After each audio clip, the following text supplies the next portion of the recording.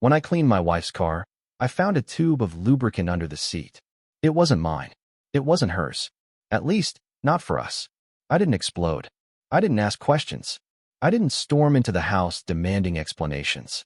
Instead, I held it in my hand, turned it over, and let the silence settle.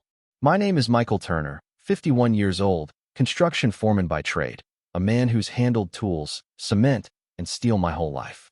I know when something doesn't belong. And that tube didn't belong. I placed it back exactly where I found it, shut the car door, and stood in the driveway staring at the sun dropping behind the rooftops. Outwardly calm. Inside, steel. The kind of steel forged by betrayal. That night at dinner, Rebecca laughed at something on her phone, a little too hard, a little too bright. She talked about her day at the office, about meetings and clients, about stress. I nodded, chewed my food, and said nothing. My silence made her glance at me once, nervous, quick, before she dropped her eyes back to the plate. She didn't ask what I was thinking. She didn't want to know.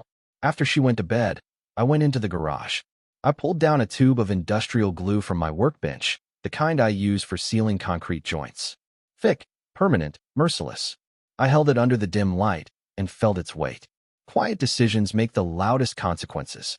I walked back to the car, removed the lubricant from under the seat, and replaced it with the glue. No words. No confrontation. Just action. My breath was steady, my hands precise, like I'd done this kind of work 1,000 times before. I didn't sleep that night. I lay awake, staring at the ceiling, listening to her breathing next to me. My mind wasn't racing. It was steady, methodical, counting steps, preparing for silence to do what anger never could. The next morning, Rebecca kissed me on the cheek before leaving, like she always did. But I noticed the way she avoided my eyes. I watched from the window as she pulled out of the driveway, her car carrying my quiet message with it. I didn't follow her. I didn't need to. I knew what would happen. Not when, not how, but soon. Hours later, the neighborhood erupted. Sirens, shouting, neighbors spilling into the street. An ambulance pulled up 2 houses down, paramedics rushing, voices urgent. People whispered, pointed, speculated. I stood on my porch, arms folded, face unreadable. Rebecca's car was parked across the street. Empty. Abandoned. My silence had moved from the driveway into the street, and now it was echoing through the entire neighborhood. 10 minutes after she left the house, the worst had happened, and it had only just begun. The ambulance doors slammed, and the sirens tore down the street. Neighbors stood in clusters, whispering, their faces lit with curiosity and fear. I didn't join them. I stayed on my porch, still as stone, watching the red lights fade into the distance. Rebecca hadn't returned. Her car sat crooked, abandoned across the street like a discarded confession. I walked over to it slowly, calm, deliberate. I didn't open the doors, didn't touch a thing. I just studied it. The driver's seat was pulled forward, the mirror adjusted, the faint smell of perfume hanging in the air. Nothing unusual, nothing that screamed. But silence never screams. It whispers. Back inside, I sat at the kitchen table. I opened my notebook and wrote the date, the time, the words, ambulance. Car abandoned. Neighbors whispering. I underlined it twice. An hour later, one of the neighbors knocked on my door. A woman from 2 houses down. She said something had happened, that someone had collapsed, that the doctors rushed in fast. Her tone carried curiosity, almost excitement, but her eyes studied my face, searching for cracks. I gave her none. Just a nod, steady and cold. She left unsatisfied, her questions unanswered. That night, Rebecca finally returned. Her steps were uneven, her face pale, her body trembling with something she didn't want me to see. She didn't explain. She didn't apologize. She just said she was tired and disappeared upstairs. I let her go. My silence followed her like a shadow.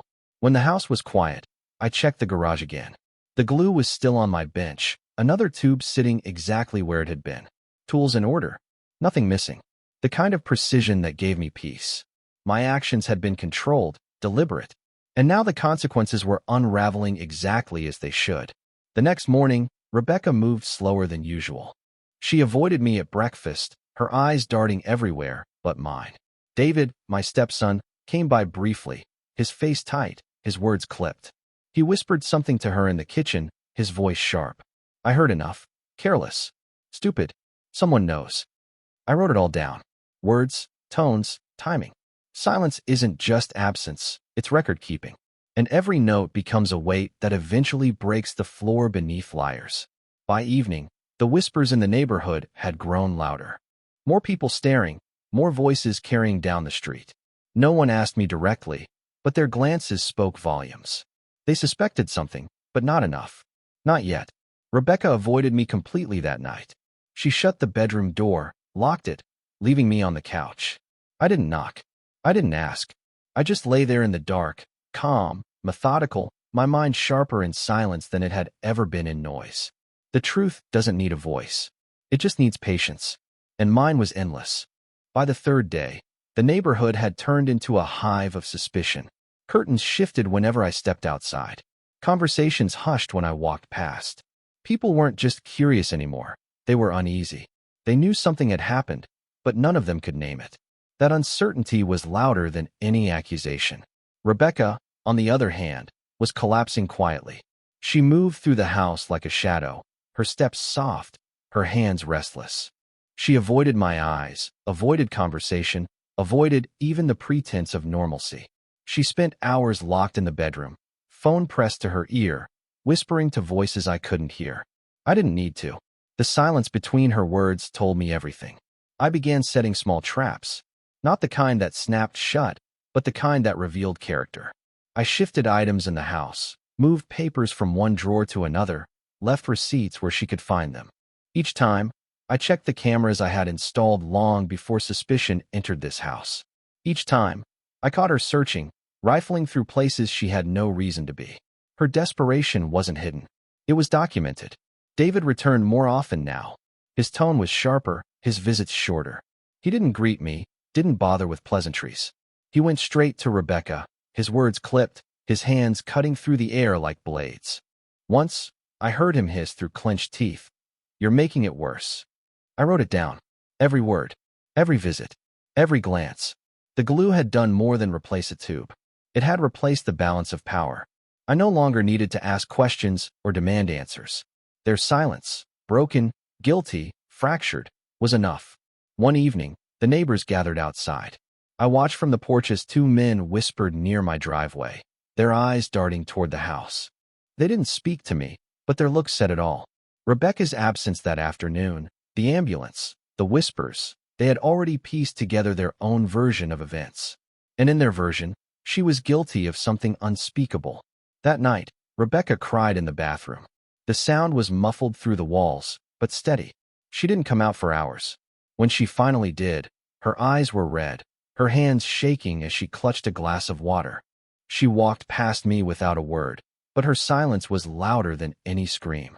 I marked the time in my notebook. 11:23 p.m. Emotional collapse. I didn't hate her. Not yet. What I felt was colder, harder, something beyond anger. Anger fades. Silence doesn't. Silence grows heavier until it crushes the air out of a room. And now the house was suffocating in it. By the end of the week, the silence around Rebecca wasn't just inside the house. It was everywhere. Neighbors avoided her, their eyes sharp, their conversations clipped whenever she walked past. They didn't know the truth, but suspicion is often stronger than evidence. The police made their first quiet pass 2 nights later. A patrol car eased down the street, headlights off, moving slow, deliberate. It didn't stop. It didn't knock. It just circled, like a predator testing the edges of its prey's defenses. Rebecca saw it from the kitchen window. Her face went pale, her hands gripping the counter until her knuckles turned white. She whispered David's name under her breath, like invoking it could shield her. David arrived not long after. His car screeched into the driveway, his steps heavy as he stormed into the house. Their voices rose quickly. Rebecca begged, her tone brittle, cracking like glass. David's replies were low, sharp, cutting through the air like knives. I stayed in the living room, silent, listening to every word without moving a muscle. Their noise filled the house. My silence filled it deeper. Later, when the shouting stopped, Rebecca locked herself in the bedroom again. David left without a word, his tires squealing as he vanished into the night. I wrote the time in my notebook, underlined it twice. Fracture spreading. I began moving evidence. Quietly, methodically. Copies of camera footage onto drives, notes into sealed envelopes, all tucked into places no one in the house would find. A box in the attic, a drawer under the workbench, a folder at the bottom of my tool chest. Proof layered upon proof, silent but undeniable. The next morning, Rebecca sat across from me at the table. Her eyes were swollen, her face drawn, but she tried to smile. It didn't reach her eyes. She asked if I'd heard anything the night before.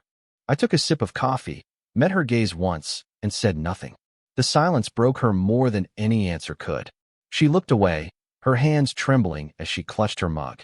By afternoon, another patrol car returned. This time it paused in front of the house. The officer inside looked directly at the windows before moving on. Rebecca froze when she saw it. Her lips moved, whispering to herself, but no sound carried. That night, she left the house for the first time alone. Her car pulled away slow, cautious, disappearing into the dark. I didn't follow. I didn't need to. The camera on the driveway captured it, time-stamped, recorded. Another entry for the book. When she returned hours later, she went straight upstairs. No words, no explanations, just silence. And silence was already her confession. By the 5th week, the silence in the house was no longer just tension, it was a battlefield.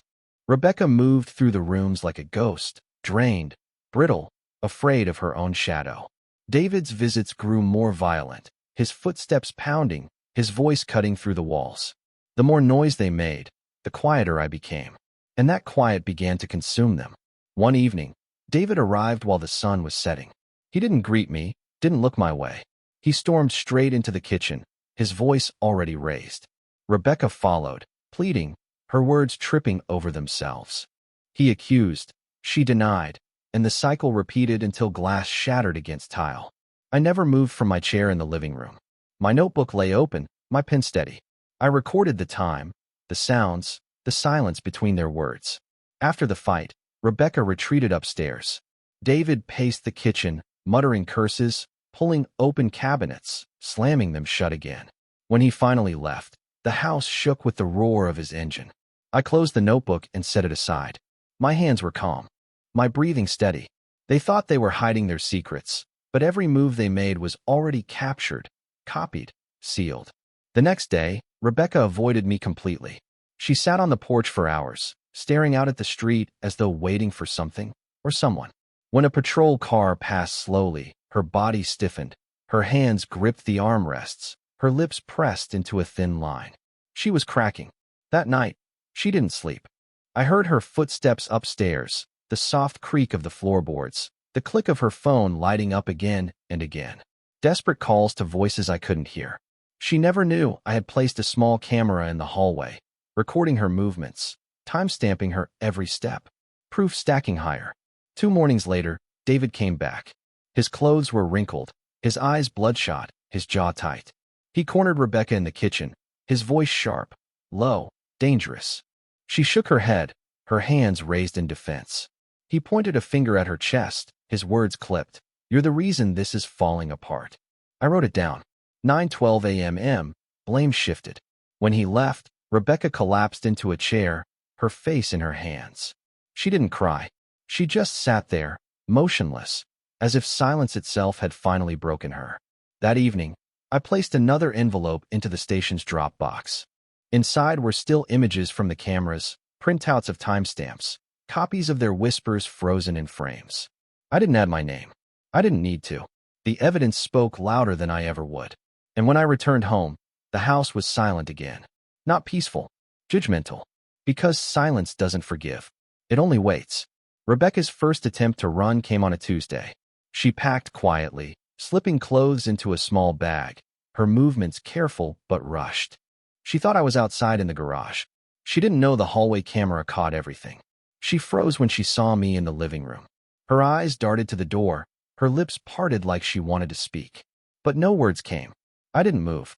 I didn't ask. I just watched, my silence heavier than any question. After a long pause, she set the bag down, walked past me, and disappeared upstairs. The house swallowed her whole. That night, she didn't eat. She stayed locked in the bedroom, the faint sound of her phone muffled through the door. David came by after midnight, pounding on it until she let him in. Their voices rose and fell, sharp at first, then broken. I couldn't hear every word, but the tone was enough. Fear, blame, collapse. The next morning, I checked the footage again. Rebecca had gone outside at 3 a.m., barefoot, clutching her phone. She stood in the driveway for 15 minutes, whispering into the dark. Then headlights appeared down the street, paused, and vanished again. She returned inside, empty-handed, shoulders slumped. I saved the footage, labeled it, attempted escape. David was unraveling faster now. He scoured the house, pulling open drawers, tearing through closets, searching for something that wasn't there. He didn't realize every frantic move was being recorded. He didn't understand that I didn't need to confront him. Silence was documenting everything for me. By Thursday, the police circled again. This time, 2 cars, slower, closer, their presence undeniable. Rebecca spotted them first. She froze at the window, then backed away, pale and trembling. David cursed under his breath, pacing the kitchen, his hands restless, his voice low and dangerous. I sat at the table, pen in hand, writing it all down. 7:14 p.m. Police circling. Rebecca panicked. David enraged.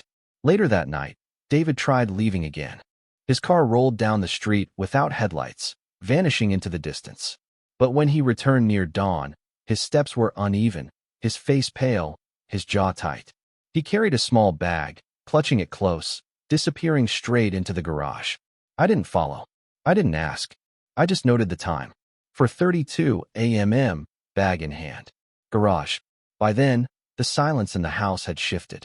It wasn't just tension anymore. It was suffocation. Rebecca cried in the bedroom. David raged in the garage. And I remained still, steady, silent, letting them collapse under their own weight. Because silence doesn't chase. Silence waits. And their mistakes were coming to me. By the 7th week, David's paranoia filled every corner of the house. He searched constantly, through drawers, closets, boxes, his movements frantic, his mutters sharp. He tore apart Rebecca's purse once, scattering its contents across the floor, demanding answers she couldn't give. She didn't fight back. She just sank into silence, her eyes hollow, her body shrinking into itself. The more noise they made, the quieter I became. Silence was my shield, my weapon, my judgment. Every outburst, every whisper, every collapse, they were already written in my notebook, backed by footage they didn't know existed. They weren't fighting me. They were fighting the walls closing in on them. One night, David came into the living room, his face pale, his eyes bloodshot. He stood over me for a long time, waiting, searching for some reaction. I gave him none. My pen rested on the notebook, my gaze steady, my body still. After a minute, he cursed under his breath and stormed out. My silence had broken him more than any words could have. Rebecca was unraveling faster. She stopped answering calls, stopped leaving the house, stopped pretending. She drifted from room to room, her face pale, her steps slow. Sometimes she sat on the stairs for hours, staring into nothing. Other times she stood at the window, clutching the curtain, whispering to herself. She was already gone, only her body remained. The cameras caught everything. David leaving at odd hours, headlights off, his car rolling slow down the street. Rebecca pacing the kitchen at 3 a.m., wringing her hands, her lips moving in silent prayer. The tension wasn't building anymore. It was suffocating. By Thursday, the police returned. This time 3 cars, lined along the curb. Officers stepped out, quiet, calm, watching. They didn't approach the house. They didn't need to. Their presence was pressure enough. David froze when he saw them. Rebecca sat on the couch, her face in her hands, rocking slightly, as if the silence itself had broken her. That evening, David lashed out again. He shouted in the kitchen, his voice cracking, his hands slamming against the counter. Rebecca cried quietly, her body shaking, her words choked. I didn't interfere. I wrote the time, the sounds, the silence after. Later, when the house finally quieted, I walked into the garage. The small bag David had brought in days earlier sat half-hidden behind a box. I didn't touch it. I didn't need to. The camera above caught its presence, time-stamped, undeniable. Another piece of evidence waiting to be delivered. By midnight, Rebecca collapsed on the couch, her breathing uneven, her face pale. David paced the hallway like a caged animal, his footsteps heavy, his mutters low and frantic. I closed my notebook for the night. The silence had grown too heavy for them to bear, and soon it would crush them completely. By the 8th week, the silence had spread beyond the walls of our house. It lingered on the street, heavy in the air, carried in the glances of neighbors who no longer waved, no longer smiled. The patrol cars returned every evening now. They didn't knock. They didn't question. They simply waited, headlights dim, engines idling, like wolves outside a dying campfire. Rebecca saw them first that night. She stood at the window, her face pale, her breath shallow. Her fingers gripped the curtain until the fabric tore. She whispered something to herself, soft, broken, desperate. She didn't know I was behind her, notebook in hand, writing the time, the detail, the silence. David stormed in minutes later, slamming the door, his footsteps shaking the floorboards. He glanced out the window, cursed under his breath, then turned on Rebecca. His voice was sharp, his accusations louder than ever. She didn't argue. She didn't shout. She simply cried, her hands trembling as she clutched the edge of the counter. His noise filled the room. My silence filled it deeper. That night, the cameras caught everything again. David in the garage, tearing through the bag he had hidden, scattering papers across the floor. Rebecca sitting on the stairs, motionless, her eyes blank. Two people unraveling in opposite directions, neither strong enough to survive the silence pressing in on them. I didn't interfere. I didn't speak. I simply documented. One drive after another, one envelope sealed after another. Each piece of evidence waiting for the moment it would matter. By Thursday, the officers outside moved closer. Not circling, not passing. They parked directly across the street, their silhouettes visible through the windshield. Their presence was a weight pressing on the house, squeezing the air out of every room. Rebecca cracked first. She tried to leave again. She packed a bag quickly, her hands shaking, her breath uneven. But when she reached the front door, David blocked her path. His voice was low, furious, his hand gripping her wrist. She broke then, her body trembling, her voice pleading. He didn't let her go. I wrote it down. 10:14 p.m. Attempted escape denied. Hours later, Rebecca collapsed in the bedroom, her sobs muffled through the walls. David stayed awake in the kitchen, pacing, muttering, staring out the window at the officers waiting outside. He didn't sleep. He couldn't. And I sat at the table, calm, steady, writing every detail. Because silence doesn't just record. Silence condemns. And the house was already on trial. The 9th week began with silence, so heavy it felt like a storm crouched above the house, waiting. The officers stayed outside every night now, their cars lined along the curb, their presence unshakable. Neighbors no longer whispered. They just watched, waiting for the moment when silence would finally break. Inside, Rebecca collapsed completely. She stopped pretending, stopped moving, stopped hiding. She sat at the kitchen table for hours, her eyes glassy, her hands motionless. Sometimes she muttered prayers under her breath, her lips trembling. Other times she just stared at the wall, silent tears sliding down her face. She was broken. David was the opposite. He grew louder, sharper, more reckless with every hour. He tore through the garage again, scattering papers and tools, his mutters turning into curses. He slammed doors, punched walls, shouted at shadows. The silence wasn't suffocating him, it was driving him mad. That night, he turned his fury on Rebecca. The camera caught it, him standing over her, his voice rising, his hands slamming against the table. She flinched but didn't answer. Her silence enraged him further. He shouted louder, his fingers stabbing the air, accusing her of betrayal. She cried quietly, her shoulders trembling, her lips sealed. I sat in the next room, my notebook open, my pen steady. I wrote every detail. 8:47 p.m. Accusations. Rebecca silent. David enraged. The record grew heavier with every line. Later that night, David tried leaving again. He grabbed the small bag from the garage, stormed out, and drove off without lights. The cameras captured it all: time, direction, license plate. Proof that would outlast any lie. He didn't return until dawn, his face pale, his steps unsteady. He carried nothing back inside. By morning, the police closed in further. 4 cars this time, parked at both ends of the street. Officers stepped out, speaking quietly among themselves, their eyes fixed on the house. They didn't knock. They didn't need to. Their silence was louder than sirens. Rebecca saw them from the window. She broke completely.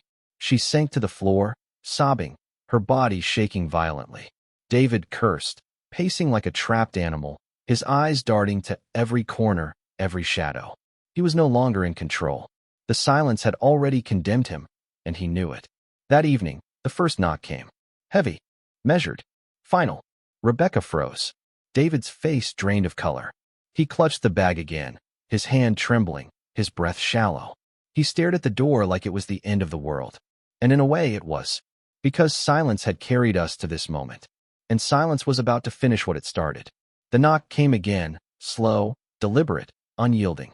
The kind of sound that doesn't ask for permission but demands a reckoning. David stood frozen in the hallway, the bag clutched in his hands, his eyes darting to the door, then to me, then back again. Rebecca sat on the floor by the stairs, her body trembling, her face wet with tears. Neither of them spoke. I remained at the kitchen table. The notebook was open in front of me, every page filled, every detail captured. Weeks of silence had led to this moment. I didn't need to write anymore. The story was already complete. The officers entered without resistance. Their voices were calm, firm, decisive. They didn't shout. They didn't argue.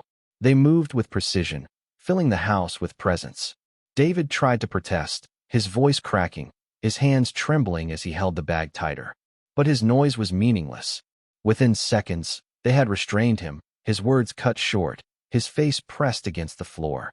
Rebecca didn't resist. She stood slowly, her shoulders slumped, her hands shaking as she let them guide her out. She didn't cry anymore. She didn't speak. Her silence was her confession. The bag slipped from David's grip when they dragged him past the kitchen. It hit the floor with a dull thud, heavy, final. The officers glanced at it, exchanged a look, then carried it out with them. Whatever secrets it held were no longer his to keep. As the red and blue lights flashed against the windows, the neighbors gathered outside, their whispers carrying through the night air. They didn't know the full story. They didn't need to. The silence that had consumed this house had finally spilled into the street. Undeniable, inescapable. I didn't follow them out. I sat in the chair, still, steady, listening as the house emptied. The doors slammed, the engines roared, the voices faded into the distance. And then, just like that, it was quiet again. The kind of quiet that doesn't feel like absence, but completion. I closed the notebook and placed it in the drawer. The weight of weeks of observation, of silence sharpened into evidence, was no longer mine to carry. It belonged to them now, to the system, to the truth, to the judgment that had already been written in the spaces between words. I didn't smile. I didn't sigh in relief. Victory isn't loud. Closure isn't noisy. It's silent. Because some people fight with fists, some with rage, some with lies. I fought with silence. And silence won. Real men don't explode. They exit. Subscribe for more power stories.